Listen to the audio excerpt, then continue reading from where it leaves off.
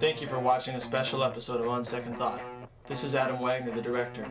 We're going to ask courtroom observers of the Michael Jackson trial to tell us what they think about the case. Is Tom Schneiden a malicious prosecutor? Will any justice be done in this case? Is Michael Jackson completely innocent? Is Michael Jackson in a kangaroo court? Michael Jackson fans, speak out.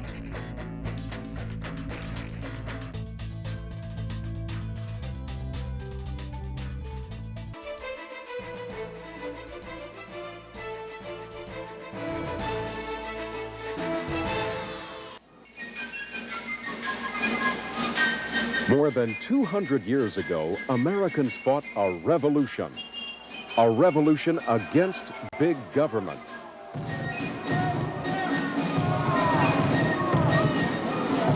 He has erected a multitude of new offices and has sent hither swarms of officials to harass our people and eat out their substance. George III and his bureaucrats taxed and controlled their lives until the people said, enough. Welcome to On Second Thought. I am Brianna Moore, co-hosting today. Thank you for joining us for William J. Wagener Gives You Reason to Have Second Thoughts. And now for the host and producer, the good guy in the white hat, William J. Wagener. Well, thank you, Brianna. It's good to have you back again. I am William Wagener, the guy in the white hat, but she's the gal in the white hat. We got white hats to go around. And I think we're going to have to present Michael Joe Jackson with the ceremonial good guy white hat when his trial is over. People, I'm going to tell you, today was an exciting day in the trial of Michael J. Jackson after Michael and his mother, Katherine Jackson, left the courtroom. That's when the really interesting stuff happened. And it had to do with motions about what witnesses can testify and what they cannot testify. And probably one of the biggest things was a loss for the prosecution. I mean, this was huge. I think Jim Hammer and other people will downplay it, but this was huge. In my view, I see Michael Jackson as a young man. If you look at the photos of Michael Jackson as a young man as he grows up, this is a young guy who was forced to be a performer. He didn't have time to have a childhood, and he's still trying to have that childhood. Still trying to have that childhood. I don't see him as a predator on little children. Do you, Brianna? No, I don't. Look at that face. Brianna, do you think Michael Jackson's a predator on little children? No, not at all. Personally, I don't think so. There you got it. You heard it from Brianna herself, and she's still a minor. Of course, she might be lacking evidence, but here's my take on this. Michael Jackson, he grows up. He's forced to perform all his life. He still wants to go back and have some of that childhood he missed. And he wants other boys to have that childhood. Now, here's the big question put out by a blonde knucklehead on, I think it was Fox News, just the other night, if not last night. She says, we want to know. And they had Michael Jackson's representative from Washington, D.C., a publicist, I think, speaking to defend Michael. And I think her name was Nancy Without Grace or something like that. And this gal is saying, we want to know if Michael's a predator and a perpetrator against little boys. Does he do bad sexual things to little boys? She does it with such an attitude, you think, yeah, maybe there's something to this. How about this take? And then I'll go into what happened in court.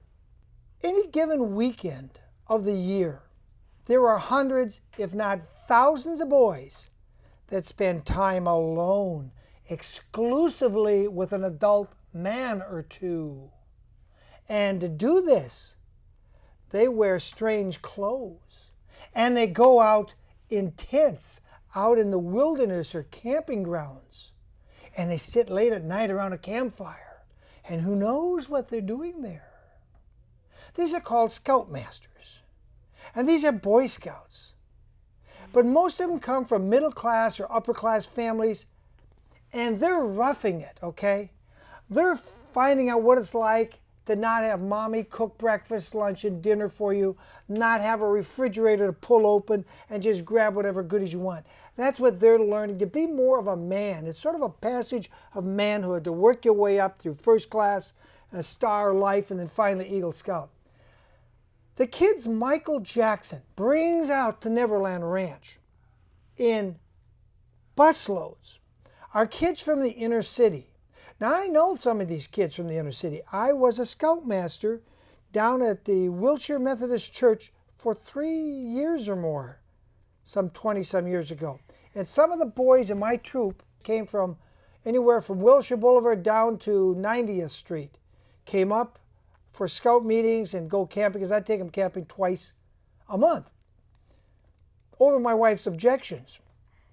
And my sons, Adam and William, at the time were like 2 and 6 or something. They were really pretty little. But here's my take on Michael. Michael knows these kids are already roughing it, okay? They live in a neighborhood where bullets sometimes come whizzing through the walls, or you get shot at going to school, or their friend just got clubbed or knocked down by somebody from the Crips or the Bloods. And Michael takes these kids out of an environment where they're already roughing it and takes them up to a little piece of paradise where there's music playing outside, they got their own carnival rides, they got a zoo, and there's no Crips or Blood gang members running around going to fire off a weapon and maybe accidentally kill one of them. My take is Michael takes the kids that are already roughing it and gives them a chance to have something close to a normal life, above normal, okay? If you look at the timeline, and this is what I ask you people who are not absolutely convinced already one way or the other, if you're still undecided on Michael, read the book Redemption by Geraldine Hughes. We'll have that clip with Geraldine again next week when we bring on Natasha. Ooh, you don't want to miss Natasha. Anyway, getting back to the timeline, Michael's bringing busloads, truckloads of these kids up to Neverland, taking them out of the ghetto, giving them a chance of really upscale living, even if it's only for a few hours, maybe one night, one day, a weekend, and then they go back to the ghetto.